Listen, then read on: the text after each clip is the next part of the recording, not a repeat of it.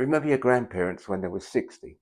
If they were anything like mine, they had the floral housecoat, the beige slacks, and they basically retired from life the second that they got that gold watch. Back then, 60 looked like the new end of the road. It was all about rocking chairs, bland food, and let's be honest, losing your teeth. But look at us now. We're trekking through Europe, running businesses from our tablets, and wearing the same jeans we wore in our 20s. We haven't just aged, we've staged a revolution. Today, we're going to look at why 60 is the new 40 and why the old days have never looked younger. Let's go. Hi, I'm Patrick, and welcome back to the channel. Close your eyes and think of the 70s. When you think back to a retiree, what do you see? Usually it's a beige coloured world. Men in high-waisted slacks and flat caps, women in floral housecoats with perms so stiff they could withstand a gale force wind. By 65, the clock had essentially stopped. People looked, well, old. But look in the mirror today and look at your friends. Something massive has changed, and it's not just the hair dye. Today, we're going to talk about the retirement revolution and why being 60 plus in the 2020s is a whole different ballgame than it was for our parents. Let's first of all talk about the look. In the 60s and 70s, there was a literal uniform for aging. Once you got to a certain age, you stopped wearing denim. You stopped wearing bright colors. You certainly didn't wear trainers unless you were mowing the lawn. And let's be honest, dental care, especially in the UK, wasn't exactly state of the art. Losing your teeth was seen as an inevitable rite of passage. Contrast that to now, and we're the generation that refused to give up our Levi's. We wear an Apple Watch. We have bright white smiles thanks to better healthcare. And we dress for adventure, not for the rocking chair.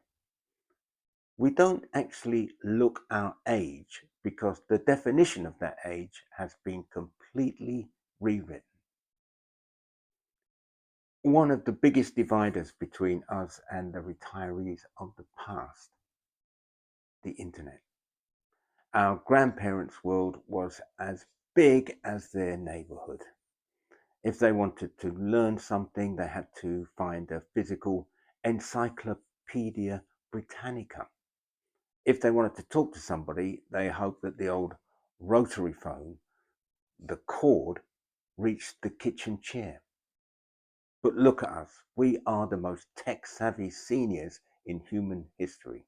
Whether it's Googling a new hobby, taking an online course from Cambridge, or managing an entire investment portfolio from a tablet, we are constantly learning. This access to information has kept our brains sharper for longer. We aren't just well educated because of school, we're well educated because we have the world's library in our pockets. We aren't left behind by tech, we're used to it and we're used to staying ahead. Do you remember traveling in the 70s? I do.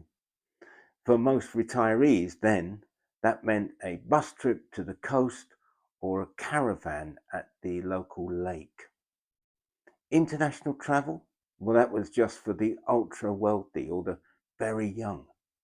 Today, retirees are the kings and queens of the airport.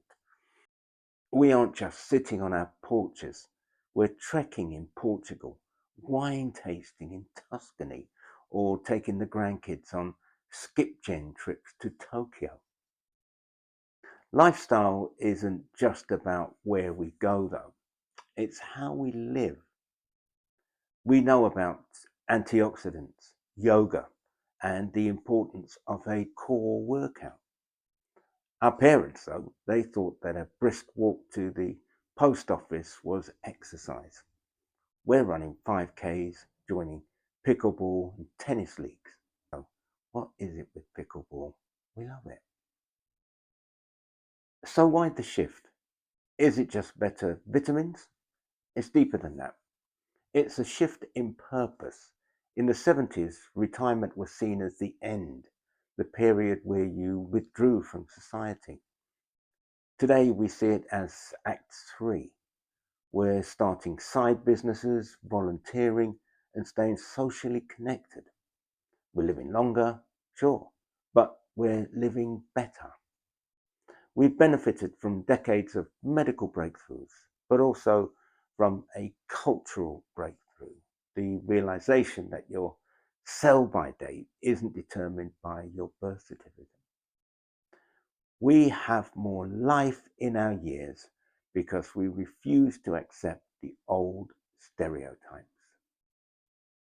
So if you're 55, 65, or 75 watching this, take a second to appreciate just how far we've come. We've traded the rocking chair for the hiking boot. We've traded the beige life for a world of color and connection. Our parents, God bless them, gave us a lot, but we're going to give the next generation a new blueprint for what it means to age, with style, brains, and a whole lot of energy. So, what's your next move? Are you learning a language, planning a trip, or maybe just finally mastering that TikTok dance with your grandkids? Whatever it is, keep doing it because the old days, they've never looked younger. Thanks today for joining me. I really do appreciate it. And if you've enjoyed this trip down memory lane, hit the subscribe button and tell me in the comments or on an email what's the one thing that you do today that your grandparents would never ever have dreamed of. Thanks once again, and I'll see you in the next video. In the meantime, take care and may your God go with you.